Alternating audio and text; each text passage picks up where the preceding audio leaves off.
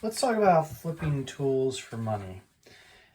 Tools are one of those things. They're expensive, especially name brands like Snap-on. And old stuff is often the best stuff. A lot of these tools you see, they're just super heavy duty. They're made of all solid steel compared to modern stuff, which is a lot of plastic. And they're just not as good. They're not as heavy duty. And so when looking at these old tools, a lot of people they search for them, because if they can get them for the same price or less than a brand new tool, they know will be better. And so my keys and tips and tricks for buying these tools, if you're trying to flip them for profit, it's really important that, usually it's made in USA. You can see the name brand on it. You can tell it's functional. A little bit of rust can be removed, but you really want to see those name brands on them. This one's Japan, which also makes good stuff, right?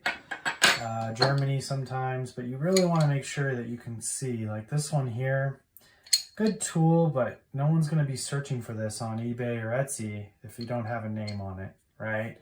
So it's important to have those. My secret though for buying these, most people don't get rid of their tools if they're good working tools. They don't get rid of them just because they're rusty. So estate sales are really often the best place to buy these. Estate sales don't want to deal with them. They're heavy. Some of them will price them and they'll charge maybe $1 to $3, maybe $5 for them. But that's where you can often get a big old box and just load a ton of tools into it, and they'll just say 10, 15 bucks for the box. And so now you're paying, cents for each of these tools when you buy them in bulk. That's a really good tip. And then as far as selling them is concerned, they're hard to sell at garage sales or swap meets or flea markets for much more than $3 to $5, maybe 10 for a good one. And so it's important, if you really want to make money flipping these, usually you've got to sell them on eBay or Etsy or some other marketplace where people are looking for these. And this goes back to where I said, like, the name brand is really important, because, that's what people are really searching out. And I wanted to show one example of one of the more expensive tools I just bought recently. This one, if we can read on it,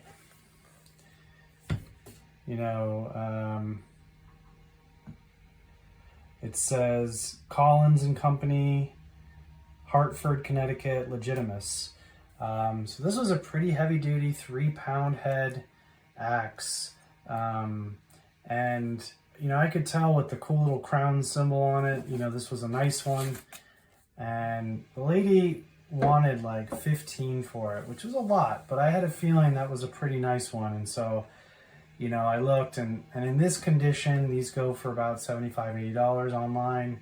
If you refinish it with a brand new handle and polish up the head, then, these can go for more like $200. So there's, condition's everything. And so if you get it in like new condition, it's always going to be worth a lot more, but it takes a lot of work and hours to get them that way. And so these tools and these conditions, this is probably a $15 wrench. It's kind of a specialty with the swivel head, pipe wrench. A lot of people like these, and they're hard to find nowadays. These pliers are really solid, strong ones. Linesman pliers they're probably, I've seen them sell on eBay for around 20 bucks on a good day. But like I said, being able to buy them for 50 cents to $1, you can make money there. Anytime you can 10x or 20x your buy, that's a good day. So just wanted to share some of my tips and tricks with tools, and hope that helps you out.